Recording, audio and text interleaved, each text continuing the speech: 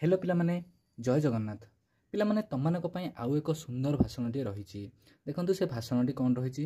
Okay, ତ ପିଲାମାନେ ଭାଷଣଟି start କରିବା ପୂର୍ବରୁ ଯେଉଁମାନେ ଏପର୍ଯ୍ୟନ୍ତ ଚ୍ୟାନେଲକୁ ସବସ୍କ୍ରାଇବ୍ କରିନାହାନ୍ତି ତ ନିହାତି ଭାବେ ଚ୍ୟାନେଲଟିକୁ ସବସ୍କ୍ରାଇବ୍ କରିଦିଅନ୍ତୁ। ଓକେ, ତ ଦେଖନ୍ତୁ ଏଠି ପିଲାମାନେ ଭାଷଣଟିରେ କ'ଣ ରହିଛି। ସମ୍ମାନନୀୟ ସଭାପତି, ପୂଜ୍ୟ ଗୁରୁଜୀ ବୃନ୍ଦ, ସ୍ନେହର ପ୍ରତିଯୋଗୀଗଣ, ଆଜି ପବିତ୍ର ଗୁରୁ ଦିବସରେ କିଛି କହିବାକୁ ସୁଯୋଗ ମିଳିଥିବାରୁ ନିଜକୁ ଧନ୍ୟ ମନେ କରୁଛି।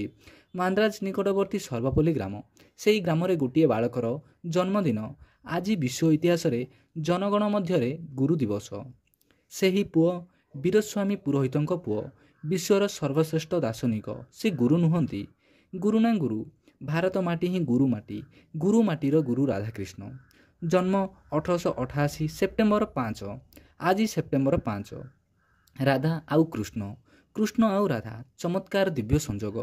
ପୁରୋହିତ ବାପା ରାଧାକ୍ରିଷ୍ଣଙ୍କୁ ପାଠ ପଢ଼ାଇ ପାରିଲେ ନାହିଁ। ରାଧାକ୍ରିଷ୍ଣ ଥିଲେ ଲାଜକୁଳା, ନମ୍ର, ସୁଧାର। ପ୍ରଭୁ ଭେଙ୍କଟେଶ୍ୱରଙ୍କର ପରମ ଭକ୍ତ।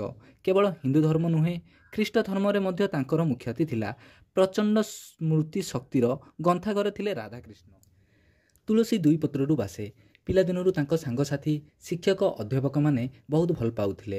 ବିଏ ପରୀକ୍ଷାରେ ରାଧାକ୍ରିଷ୍ଣ ବିଶ୍ୱବିଦ୍ୟାଳୟରେ ଟପର ହେଲେ। ଦର୍ଶନ ଶାସ୍ତ୍ରରେ ତାଙ୍କର ଅଗାଧ ପାଣ୍ଡିତ୍ୟ ଥିଲା। ପିଲାଦିନେ ଯିଏ ପାଠ ପଢ଼ିବାର ରାହା ପାଉନଥିଲେ, ସେ ପିଲାମାନଙ୍କୁ ପାଠ ପଢ଼ାଇବାରେ ରାହା ଦେଲେ। ଏଥିପାଇଁ ଦୃଢ଼ ମନୋବଳ ଦରକାର, ସାଧନା ଦରକାର। ମାନ୍ଦ୍ରାଜର ପ୍ରେସିଡେନ୍ସି କଲେଜ ଗୋଟିଏ ନାମୀ କଲେଜ। ସେହି କଲେଜରେ ଅଧ୍ୟାପନା କରୁଥିଲେ ରାଧାକ୍ରିଷ୍ଣନ। ଶିଶୁ ପରି ସରଳ କିନ୍ତୁ ବଜ୍ର ପରି କଠୋର। ଦର୍ଶନ ଶାସ୍ତ୍ର ଭଳି ଜଟିଳ ବିଷୟକୁ ଏପରି ସରଳ ଭାବେ ବୁଝାଇ ପାରୁଥିଲେ ଯେ ତାଙ୍କ କ୍ଲାସ୍ ବେଳେ ପାଖ କକ୍ଷର ପିଲାମାନେ ପାଠ ଶୁଣିବାକୁ ଉଠି ଆସୁଥିଲେ। ଚୁମ୍ବକୁ ଲୁହାକୁ ଟାଣେ, ଗୁଣିଆ ସୁନାକୁ ଜାଣେ। ରାଧାକ୍ରିଷ୍ଣନ ଡକ୍ଟରେଟ୍ ଲାଭ କଲେ। ମହୀଶୂର ବିଶ୍ୱବିଦ୍ୟାଳୟର ମୁଖ୍ୟ ଅଧ୍ୟାପକ ହେଲେ। କଥା କମ୍ କହୁଥିଲେ, କାମ ବେଶୀ କରୁଥିଲେ। ମଣିଷକୁ ଦେବତା ପରି ଭଲ ପାଉଥିଲେ। ଛାତ୍ରମାନଙ୍କ ସହିତ ଆତ୍ମୀୟ ପରି ମିଶୁଥିଲେ। ଆରମ୍ଭ ହେଲା ବହି ଲେଖା ପର୍ବ। ଯେଉଁ ବହି ସାରା ପୃଥିବୀରେ ସେଦିନ ଚହଳ ପକାଇ ଦେଲା।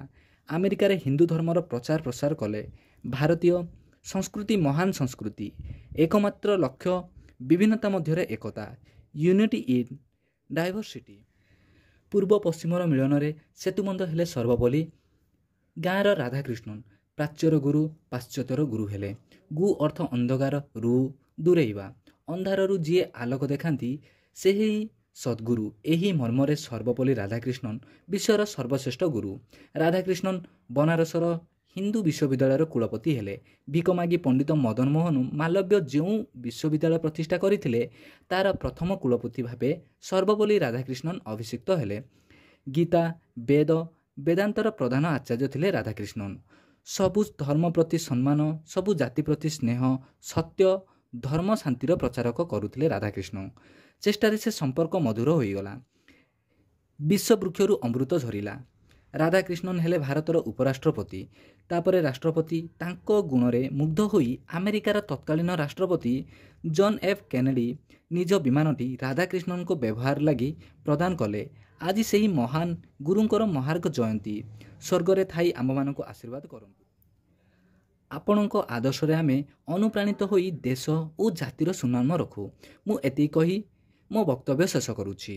ଓକେ ପିଲାମାନେ, ତ ଏତିକି କହି ବକ୍ତବ୍ୟ ଶେଷ କରୁଛି କହିବ ଏବଂ ଲାଷ୍ଟରେ ଜୟ ହିନ୍ଦ ବୋଲି କହିଦେବ।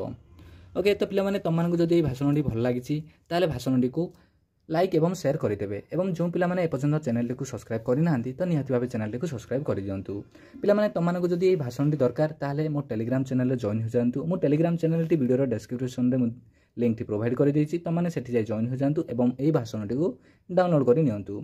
ଓକେ ପିଲାମାନେ, ତ ରହୁଛି, ପୁଣି ଦେଖା ହେବ ଆଉ ଏକ ନେକ୍ସଟ ଭିଡ଼ିଓରେ। ସେ ପର୍ଯ୍ୟନ୍ତ ବିଦାୟ ଦିଅନ୍ତୁ।